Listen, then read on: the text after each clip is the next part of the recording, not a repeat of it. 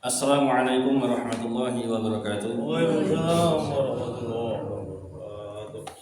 Innal hamdalillah nahmaduhu wa nasta'inuhu wa nastaghfiruh wa na'udzu billahi min shururi anfusina wa min sayyiati a'malina man yahdihillahu fala mudilla lahu wa man yudlil fala hadiya lahu. Asyhadu an la ilaha illallah wahdahu la syarika lahu wa asyhadu anna Muhammadan 'abduhu wa rasuluh. Allahumma salli wa sallim ala nabiyyina Muhammad wa ala alihi wa sahbihi ajma'in, amma ba'd.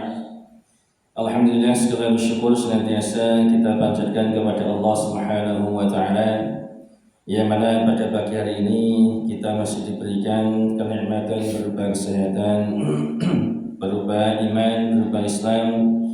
Kita berharap semoga Allah Subhanahu wa taala mengaruniakan kepada kita keistiqomahan di atas Islam dan Sunnah, dan semoga Allah Subhanahu wa taala mewafatkan kita semuanya dalam keadaan husnul khotimah. Amin ya rabbal alamin.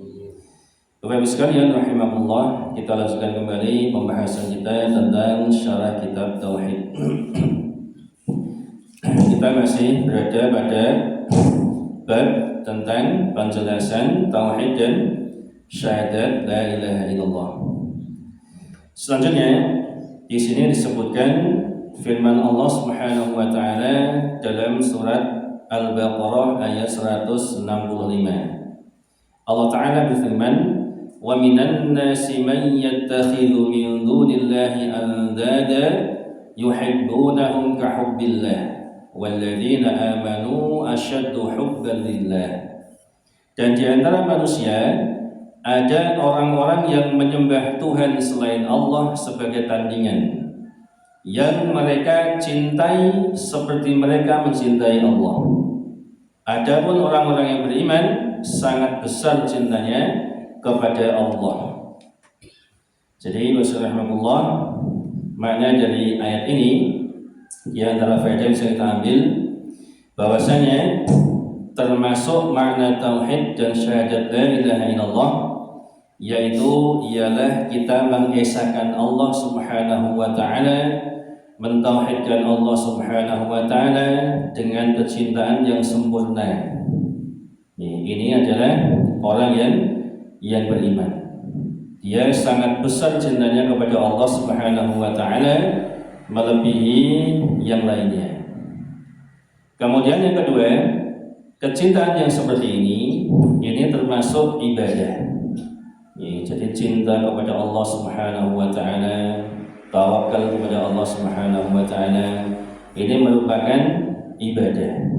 Jadi ibadah itu ada yang ibadah dengan anggota badannya, ada ibadah dia itu sifatnya amalan hati. Seperti kita cinta kepada Allah, kita tawakal kepada Allah, kita beribadah ikhlas karena Allah Subhanahu wa taala dan lain sebagainya. Ini amalan hati. Adapun orang beriman, ini cintanya sangat besar kepada Allah Subhanahu wa taala. Kemudian yang ketiga, orang-orang musyrik ini mereka juga mencintai Allah, tetapi mereka mempersekutukan Allah Subhanahu wa taala dengan yang lain dalam masalah kecintaan ini. Jadi dia menduakan Allah Subhanahu wa taala dalam hal mahabbah cinta.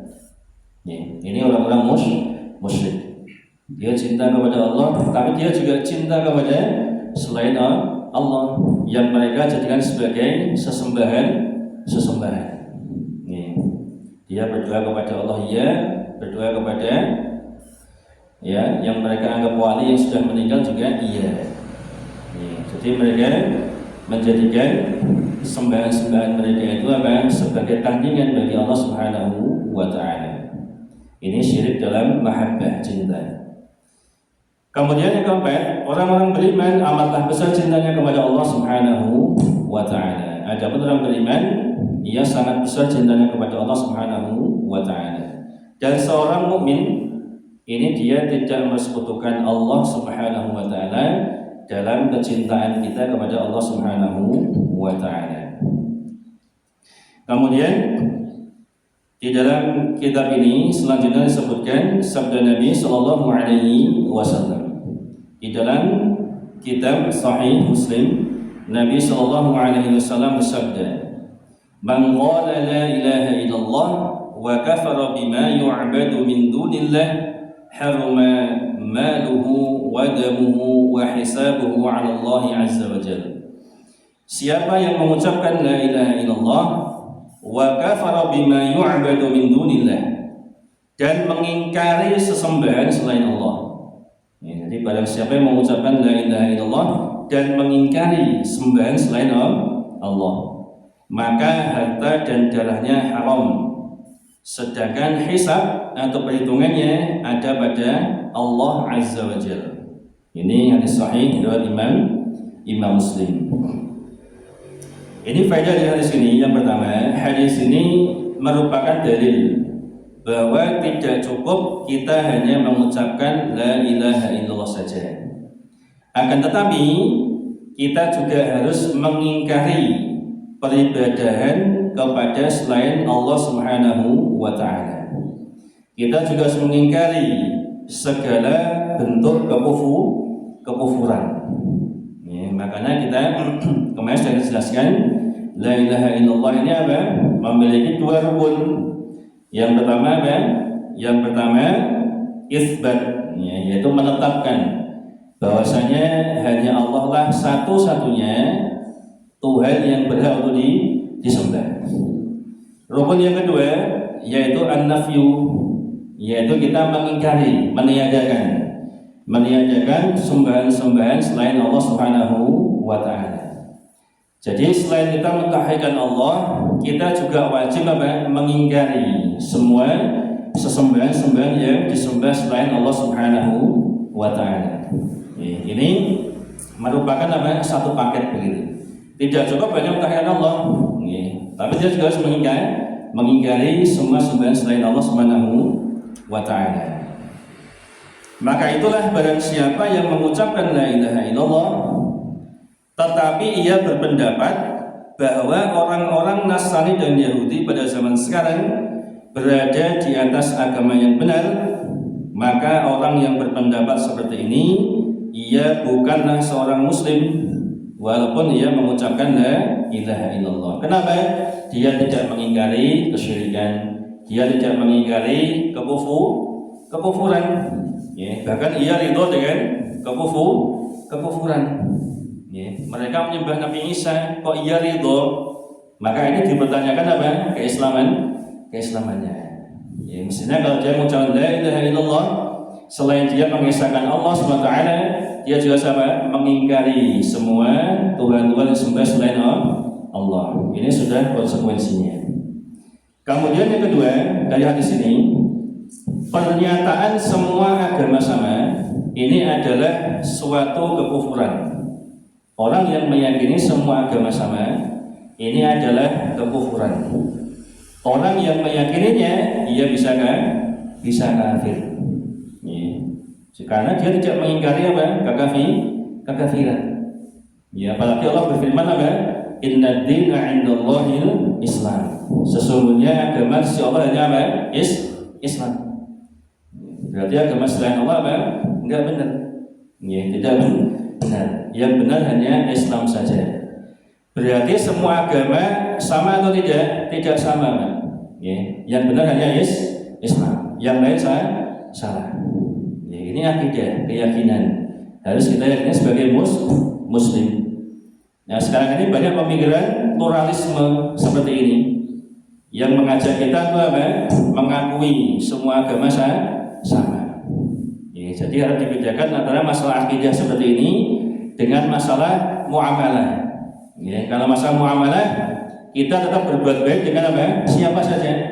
Dengan non-muslim juga apa? Berbuat baik, tidak boleh apa? Zalim dan seterusnya. Ya, kecuali kalau apa? Kalau mereka apa? Mengganggu atau memerangi Islam. Ya. Tapi kalau berbuat baik, bermasyarakat dan seterusnya, maka apa? Kita juga bermuamalah dengan baik. Sebagaimana dulu Nabi SAW, beliau juga bermuamalah dengan orang Yahudi. Jadi tidak ada masalah. Tapi kalau i'tiqad, akidah, keyakinan, harus kita meyakini apa? Islam ini agama yang benar, hanya Islam saja. Inna dina indallahil Islam. Yang lain salah. Ini kita tidak boleh apa? Tidak boleh ragu-ragu masalah ini. Ini harus tegas. Jadi tegas itu tidak mesti apa? Tidak mesti radikal apa? Salah. Ojo ngono Mas, ngono tidak radikal. Ini masalah kita harus tegas, Pak. Ini mukmin, ini kan kafir. Adapun masalah muamalah beda lagi. Tidak terus mentang-mentang kita apa? Meyakini mereka kafir, yang benar Islam, kemudian apa? Setiap ketemu kita pukuli, kita bunuh, ya tidak ada boleh. Mereka ibadah kita bom, ya tidak boleh. Ini juga salah. Jadi membedakan antara akidah dan masalah muamalah. Kemudian yang ketiga, dari hadis ini semata-mata mengucapkan la ilaha illallah tanpa disertai adanya pengingkaran terhadap peribadatan selain Allah, maka hal ini belum mengharamkan dia menjaga darah dan harta seorang, karena ia belum dikategorikan sebagai muslim, karena dia tidak ada pengingkaran terhadap peribadatan selain Allah Subhanahu wa Ta'ala. Di antara bentuk pengingkaran apa? Minimal kita tidak ikut-ikutan. Mereka beribadah menyembah selain Allah, kok kita ikut-ikutan? Kok kita malah ngasih selamat, Pak? Selamat beribadah kepada selain Allah. Maka ini bukan sikap muslim yang benar. Harus kita ingkari. Minimal apa? Kita tidak ikut-ikutan, Pak. Ini di antara wujud apa? Mengingkari dengan hati. Kalau itu jelas acara kesyirikan, acara kekufuran, kita tidak ikut-ikutan, berlepas diri. Kemudian yang keempat, pada asalnya harta seorang muslim tidak boleh diambil. Kalau dia sudah jelas muslim mengucapkan la ilaha illallah, maka ia tidak boleh hartanya diambil secara batil, secara zalim, kecuali yang diwajibkan oleh syariat. Misalnya kalau dia sudah wajib zakat, maka dia wajib mengeluarkan zakatnya, wajib diambil zakatnya. Kalau dulu ada petugasnya, yaitu resmi dari pemerintah, dia bertugas nari zakat. Ini kalau zaman sekarang diterapkan, ini luar biasa. Ini bisa menjadi kita masih bisa punya baitul mal yang banyak, karena betapa banyak orang kaya sekarang ini yang tidak mengeluarkan zakat. Kalau dulu ada petugas, ini sudah wajib zakat, ditarik zakatnya. Kalau tidak ada sanksinya, karena ini kewajiban. Kemudian dan juga seorang muslim tidak boleh ditumpahkan darahnya kecuali yang ditetapkan oleh syariat. Jadi kalau dia sudah mengucapkan syahadat, sudah jelas dia muslim secara zahir, maka tidak boleh ditumpahkan darahnya kecuali yang ditetapkan oleh syariat. Misalnya dia sudah menikah kemudian berzina, maka dia dihukum dirajam, dihukum dengan rajam. Ini ini dengan cara yang hak, atau dia mungkin murtad dan seterusnya, hukumnya dibunuh. Tapi kalau bukan karena ini, tidak boleh kita semena-mena ada orang ini kita anggap kafir, kita bunuh, tidak boleh.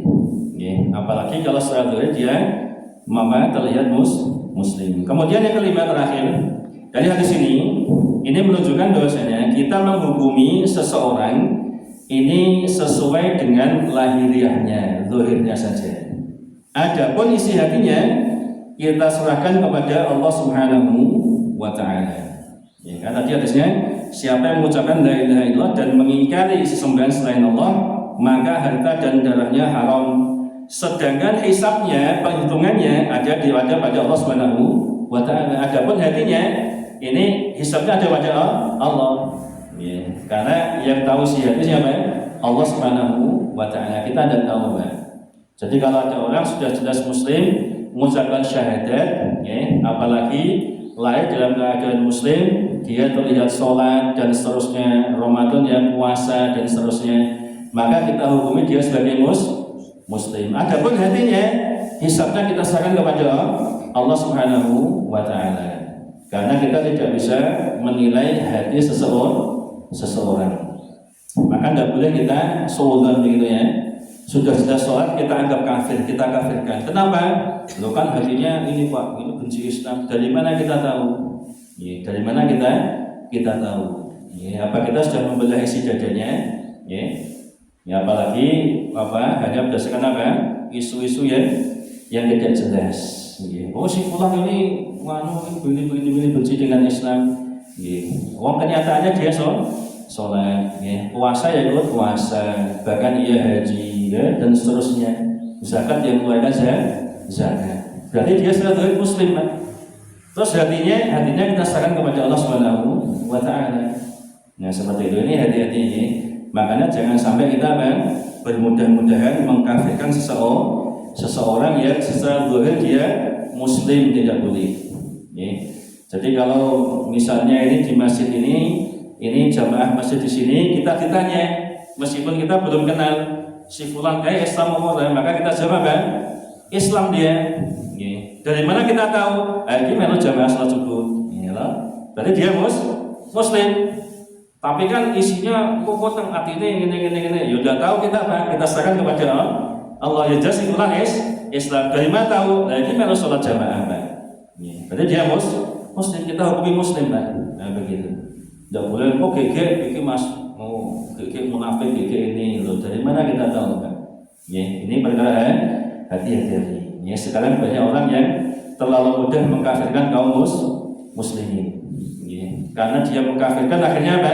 Dia menghalalkan darahnya. Ya, ada orang lagi Jumatan dibom, Pak. Coba bayangkan. Ngebomnya di masjid sedang Jumatan pula. Mereka meyakini sebagai jihad. Ya, maka selogika nggak masuk, Pak. Bagaimana mungkin Islam mengajarkan apa? Ngebom orang sedang Jumatan di masjid, ini ajaran siapa? Ya. Kalau mereka menganggap jihad, ini jihad yang salah. Ya, mereka salah dalam memahami jihad. Jelas Islam kok Jumatan di masjid lagi kok dibom. Ya. Ini nggak masuk. Nah, ini jelas bukan ajaran Islam. Ya. Maka ini harus hati-hati. Ya. Maka kita makanya Allah tidak membebani kita untuk menghukumi orang batinnya. Kenapa? Karena kita tidak tahu. Kita hanya bisa menghukumi secara zahir. Wallahu a'lam. Semoga bermanfaat. Mohon maaf segala kesalahan. Subhanakallahumma bihamdika asyhadu an la ilaha illa anta astaghfiruka wa atubu ilaik. Assalamualaikum warahmatullahi wabarakatuh.